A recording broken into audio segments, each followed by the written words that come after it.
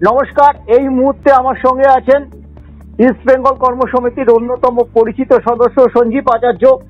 সঞ্জীব দা, দীপ্তেন্দার সঙ্গে আমরা এই মুহূর্তে খবর পেলাম মুম্বাই সিটির টিম হোটেলে গিয়ে সৌজন্য সাক্ষাৎকার করেছেন এবং লাল হলুদ উত্তরীয় সহ মিষ্টির হাঁড়ি, লাল হলুদ রাংতাই মোড়া তুলে দিয়েছেন মুম্বাইয়ের অধিনায়ক রাহুল বেকে এবং কোচ পিটার ক্যাটকির হাতে। একটা অসাধারণ সৌজন্যবোধ যেটা ইস্টবেঙ্গল মধ্যরাতে দেখালো, এটা নিশ্চয়ই স্মরণীয় হয়ে থাকবে বাংলার ফুটবলে।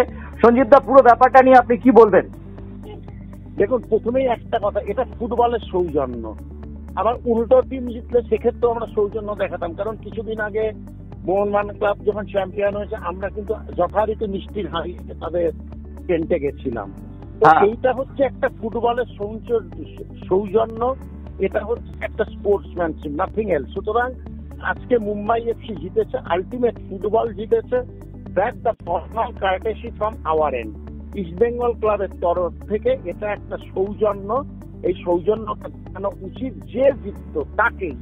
সুতরাং মুম্বাই এফসি জিতেছে, আমরা মুম্বাই এফসির আইটিসি সোনারে গিয়ে তাদের আমরা সেই সৌজন্যটা দেখিয়েছি, তাদের আমরা অভিনন্দন জানিয়েছি, তারা আরো ভালো খেলুক, আরো ভালো হোক, এইটুকুই আমাদের তরফ থেকে। এটা সৌজন্য, যেহেতু কলকাতার মাঠে এসে তারা জিতেছে এবং কলকাতার মাঠটা হচ্ছে এই তিন প্রধানের মাঠ, ইস্ট বেঙ্গল, মোহনবাগান, মহামেডানের। সুতরাং সৌজন্য দেখানোটা আমাদের দায়িত্ব, আমাদের কর্তব্য। নিশ্চয়ই আমরা যখন দেখেছিলাম আই লিগ চ্যাম্পিয়ন হয়েছিল মহামেডান স্পোর্টিং, আমরা দেখেছিলাম তখনই ইস্ট বেঙ্গলের তরফে দেবব্রত সরকার নিজে পৌঁছে গিয়েছিলেন মহামেডান স্পোর্টিং তাঁবুতে, তুলে দিয়েছিলেন মিষ্টির হাঁড়ি। এটা চিরচরিত একটা প্রথা যেটা আমরা দেখেছি, সবসময় মেনটেন করার চেষ্টা করেন লাল হলুদ কর্মকর্তারা।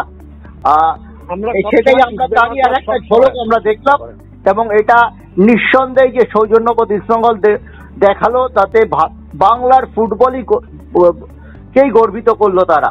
Thank you.